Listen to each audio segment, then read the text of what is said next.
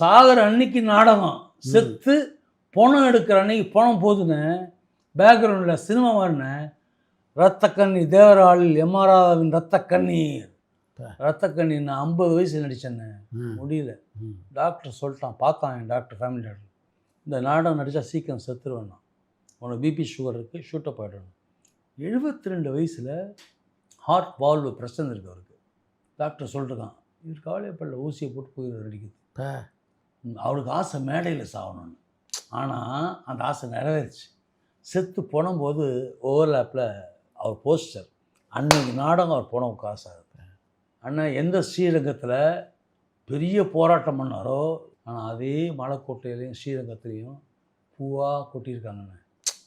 அப்போது நல்ல எவ்வளோ நல்லது பண்ணியிருப்பார். கோவிலுக்கு வேண்டியும் செய்வார், இந்த வேலையும் செய்வார். மேம்படுத்தப்பட்ட சமூக பொருளாதார வளர்ச்சியை அடைய மக்களுக்கு வழிகாட்டுவதே மக்கள் நீதி மையத்தின் முதன்மை பணி.